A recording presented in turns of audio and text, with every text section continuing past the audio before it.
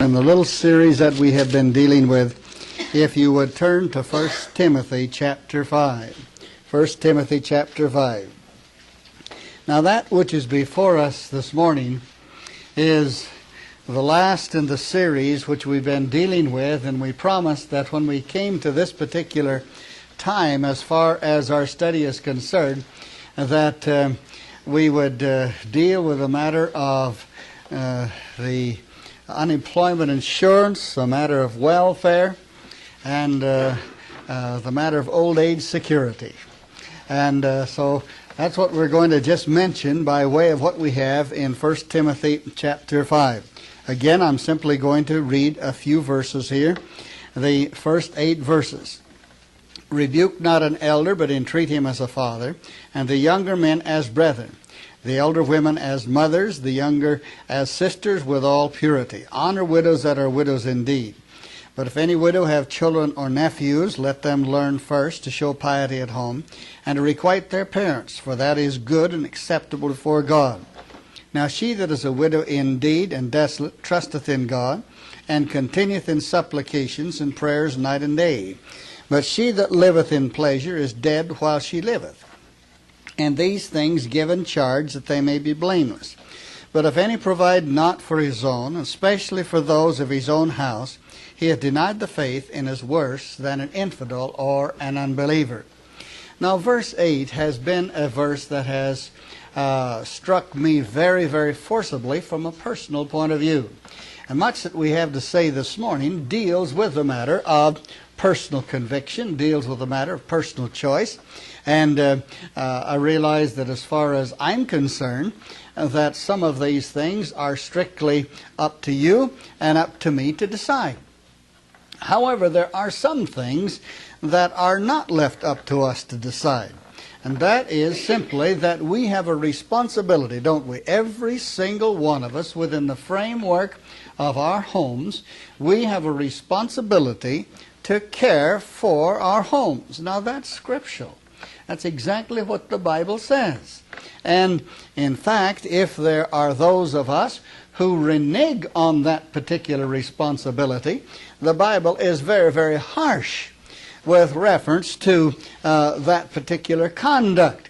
And especially for those of us who are in the place of leadership in our home, and we're speaking with reference to men primarily at this juncture, that we have a responsibility. The men simply do have a responsibility to care for our homes. And that is what you have, I believe, in verse 8. That is the emphasis resting there. But if any provide not for his own, and especially for those of his own house, he has denied the faith and is worse than an infidel. Now here's scriptural instruction. Here's the scriptural admonition and direction for those of us who are responsible for caring for our homes. Now then, I realize that we're living in a day that's far removed from the days of biblical instruction, and we must remember that. However, the principle is still there, isn't it? I don't care what age in which we live, we still have a responsibility to care for our own, to care for our families, to care for those that are under our responsibility. Now, or under our guidance and mandatory upon our responsibility. Now then, society has stepped in. Now, for better or for worse. And I don't know what to make of a lot of things as far as our society is concerned. However, there are some things that I think that we need to sort of look at and to see where we may fit. Now, first of all, let's take the matter of a worker. Those who are responsible for bringing home the paycheck. Now then, most places that in which we find ourselves working, why, the government has stepped in and said, all right now, we are going to require every single worker to have what is called insurance. And that is unemployment insurance. Now, I don't care what the name is. Anyway, the idea is that the government has laid down a law, and every single one of us who may work and bring home a paycheck, why, we're docked, isn't that right? Now, if you aren't docked, why, the government is going to step in and say, now, wait a minute. The law says this. We are engaged in a program to help you care for your own. Now then, whether we like it or not, that is how we have to live today. And woe be to any employer that says, no, we're not going to do that. Now, you're going to probably get a letter, and then you're probably going to get a visit, and if these two don't work, then you're probably going to get an invitation. And that invitation is probably that you are to appear on such and such a day before a such and such person to give an answer why you're not complying with the law. And then after you have the invitation and they find out what's wrong and you still renege, they're going to say, all right, we're going to charge you. So one way or another, as far as employment is concerned, we have to be engaged in this business of submitting unemployment insurance monthly, weekly, or whenever your check comes out. Now, even in the ministry, if you are a pastor of a church, for instance, and right here, as far as Northland is concerned, we have a faith-basis manner of life, and we receive our monies into Northland Bible College, and then those of us who are on staff, why, we receive it from the college. And since we do receive it from the college, the government says, all right, the college is the one that employs you. Therefore, you have to pay unemployment insurance. And so, we've paid unemployment insurance ever since that's been the law. So, whether we like it or not, that is what the law is. Now, basically, as far as the philosophy is concerned, this is society saying we are going to make a way for you in a measure to care for your own. Now then, it's up to you to make a choice. It's up to you to choose whether you want to make application for this or not. Now, they're not going to come along and force you to do it, are they? But you do make a choice. Now, that's your choice. Some feel as though, yes, they'll make a choice, and so they make application. Others feel that they do not wish to make application, therefore they don't receive it. They have other methods by which they've chosen to supply for their own. However, you and I, whatever choice we make, we still contribute to that, don't we? That is the law. We still have to contribute. So in a sense, that to that degree, you are meeting your need as far as your own is concerned, percentage-wise. Now, it certainly may not be adequate to meet your needs, but it is, the philosophy behind it is that this is a means to help you supply for your own. All right. Now, since you and I do contribute, it is a program that we have been involved in. It isn't a free ride, so to speak. It isn't charity. It isn't gift and Incidentally, at the end of the year, whether at least I have to report it on my income tax form. I have to report that, and then they make adjustments one way or the other according to their calculations. I never have been able to figure them out, and so I'm not even going to try anymore. I'm too old to try to figure out what they do down there. So that is done. We contribute. Therefore, you have had a part beforehand in meeting your particular need for your own. Therefore, it isn't charity. It isn't a gift. You've had a part in it. Now then, you may receive a whole lot more than what you put in, but be that as it may, that's still the program. So as far as unemployment insurance is concerned, you make the contribution. And they, in return, submit to you some particular percentage according to that degree of your contribution. This, in a measure, is the law. This, in a measure, is a provision for you to abide by a method of supplying for your own. You may make a choice. That's up to you.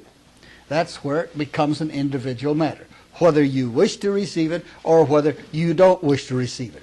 So when it comes to the matter of the unemployment insurance, again, it is a provision that is made for you to meet the needs of your own, and you may make a choice as to whether you want to receive that or not. Now then, let's go one step further. There are two other areas called old age security and welfare. And there's been a great deal of discussion with reference to these two areas. And let's deal with the old age security first, since that involves me. Now then, when you get to a particular age level, why, again, the government has come along for better or for worse, and it's getting worse all the time. We're just building up one debt after another, and woe be the tide to any politician that tries to change that old age security. You found out what took place just this last year, didn't you?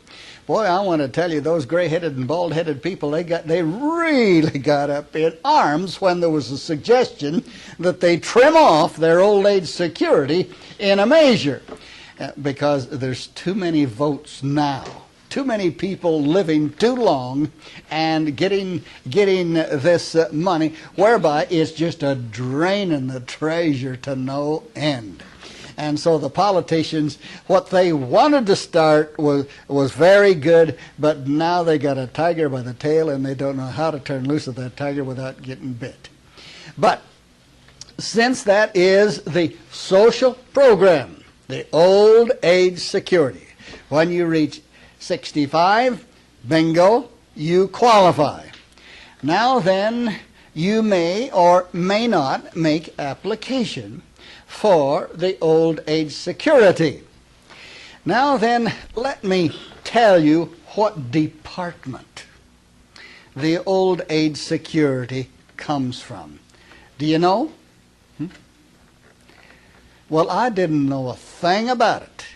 And when I hit the magic number, whatever that some people think is a magic number, they said it was a magic number. I haven't found too much magic about that just yet, except that I'm creaking a little bit more. But all right, now you're supposed to make application to get this. Well, where do you go?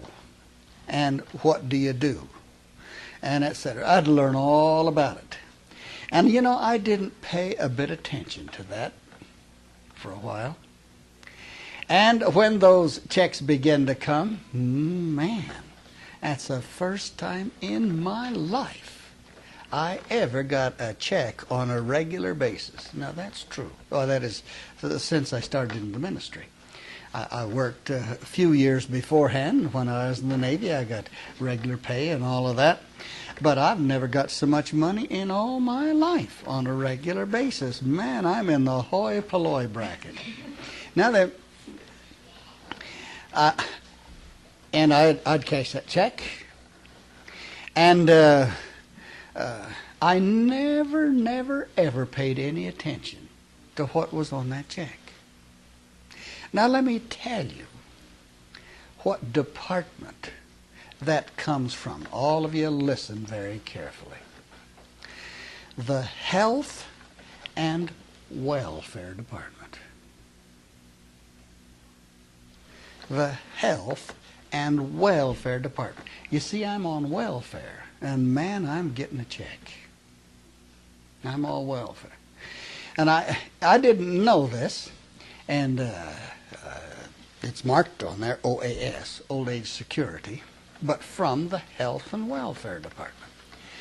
Well, that kind of struck me for a moment. And do you know, I never paid any attention till last month.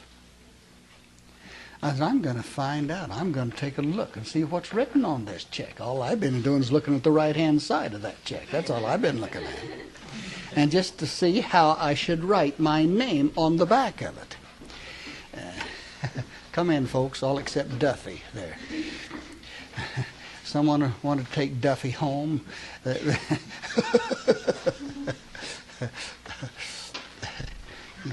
He says, I don't like that. But and so I took a look last month, and sure enough, just as big as you please, it was the Health and the Welfare Department that I was getting paid from every single month by this Old Age Security. And I thought, well, man alive, what do I do about this? And I got to thinking, well, is there any stigma to this welfare department? And this will lead into the next in just a moment. And, well, maybe there is. And then I got to thinking.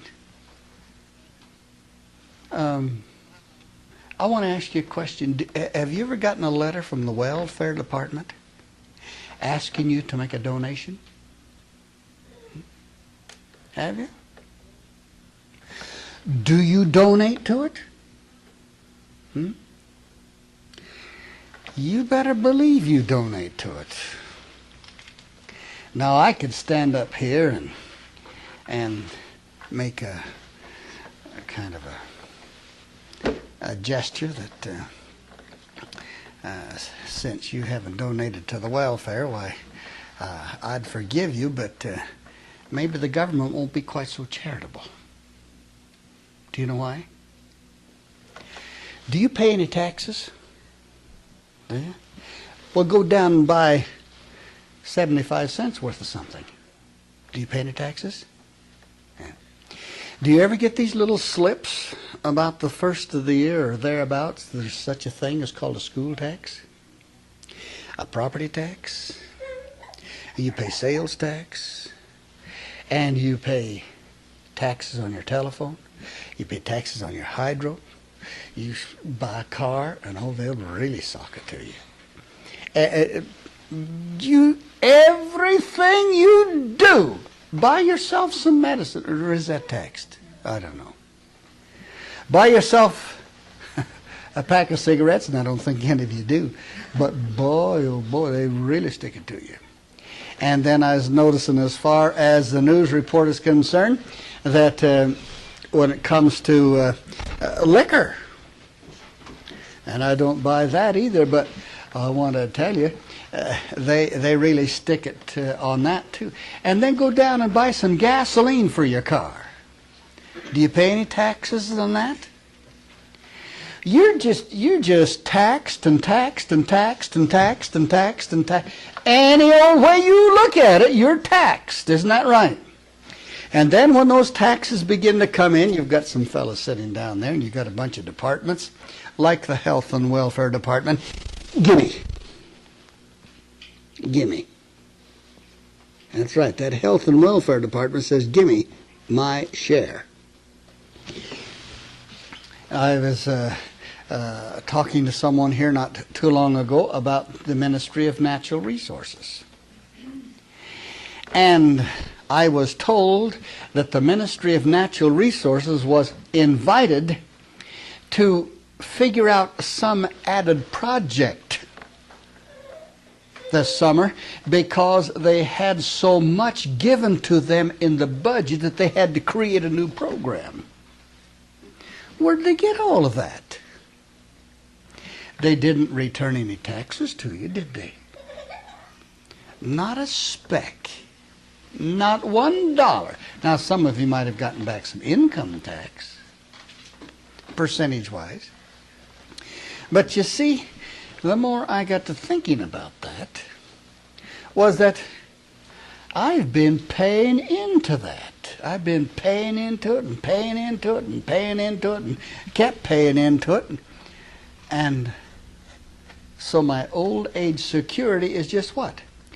Dividends on what I've been paying into it and continuing to pay into it every time I turn around. Now, you haven't reached the magic number just yet. Even old Stan back there hasn't reached it. But, man, I've reached it. And I thought, well, now, do I or don't I? Now that I know, take my donations from the welfare department. You better believe I'm going to keep receiving them, and I'm going to keep cashing them, I'm going to keep taking them. Should I feel bad about it? Some people may try to make me feel bad about it. Now then, the fact that I'm getting it is a social program, once again, by our society to what? To help me do what I'm supposed to do biblically. And that is to care for my own. Well, I want to tell you something. I sure want to thank all of you folks. Do you know why? Because there's a new car out there. Man alive. And that new car gets me 52 miles to the gallon. And that new car is just the nicest thing that we have been riding in for months. And you're helping to pay for it.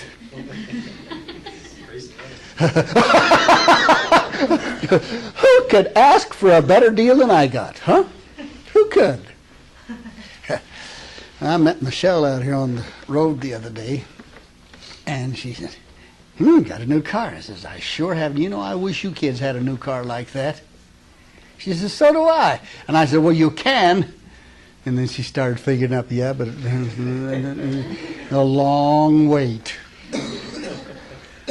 It is a long wait, isn't it? Well, I'm just cashing in. The magic number, well, again, I don't know how magic it is, but boy, it sure is nice to have that nice new car. And you know I'm going to keep it. And I'm going to drive that thing. And I'm going to use it. And I'm thankful to the Lord for it. But you folks have been one to help me pay for it, and so's everyone else out there. Now that brings us up to this next point with reference to the welfare. Now, the old age security is one area of the welfare. And the monies for that welfare department, and I can't tell you because I'm not familiar with the workings of the politicians and so forth, but I do know that that money has come in because of taxes in some way. And it's been proportioned out. Now then, we have a program called the Welfare Department, which once again has been created by our government to help meet needs. Now, I may not agree with the way things are done. Well, I think I got it right here in my, yeah, I do, right here. Did you read that in the paper? Young people on welfare, difficult thing, according to the mayor. Did you read that in the local paper? May the 6th. Now then, I may not agree. And I have a little difficulty with this. 73 local welfare recipients are either 16 or 17 years old.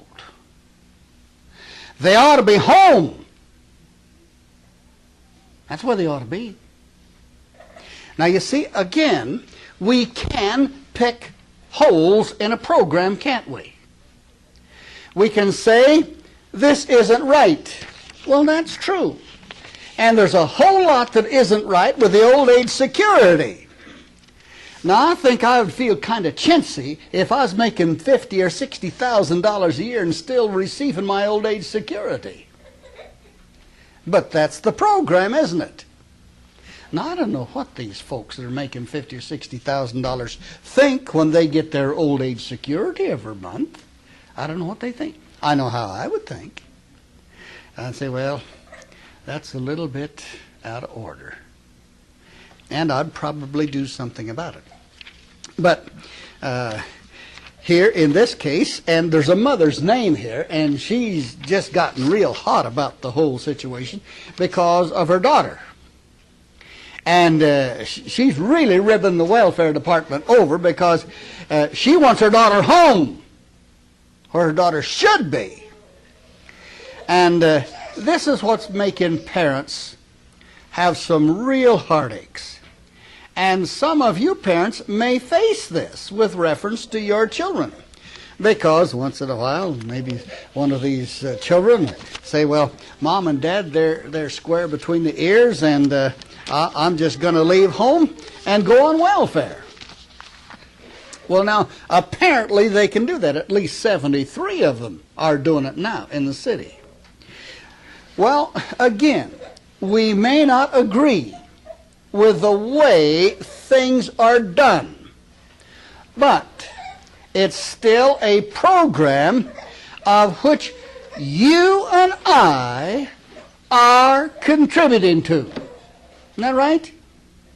You bet your life. You and I are paying into this program. We are doing it by law. This is one of the prices of the overhead for us to live in this type of society. Just like Mr. Hill was telling me down at his hardware store a number of years ago. I went in. I said, "Now I'll have to have one of those tools there." I said, "I've had one or two of them, but I have a family out there, and I have to get another one because those other two, I don't know where they are." And he looked at me, and he has a family too, and he said, "Dr. Clark, that's just a part of the overhead for raising a family." And so we must recognize this, and some of you parents maybe haven't gotten to that stage yet, but just hang on, you'll get there before long, and you're going to say, "It won't be like that around my house." You just want to wait. Don't say that too loud, because you're going to eat those words. I'll guarantee you'll eat them with ice cream on them too. So you and I are paying into this welfare department. Do I have a right to it if a need arises whereby I have no other access to it? Sure, you have a right to it. You may not choose to go that way, but you have a right to go that way. In every one of these departments, the unemployment insurance, the old age security, and the welfare, you have a right because you have been contributing to it. Day after day after day after day. I may not agree with how it's done, the management of it, and etc. I can really get up in the air and hoot and holler about the way it's done. But the right is there. And I'll guarantee you one thing. If there was a need for my own, and I had no other means, if I had exhausted all other methods, I'd go get it. And I wouldn't feel one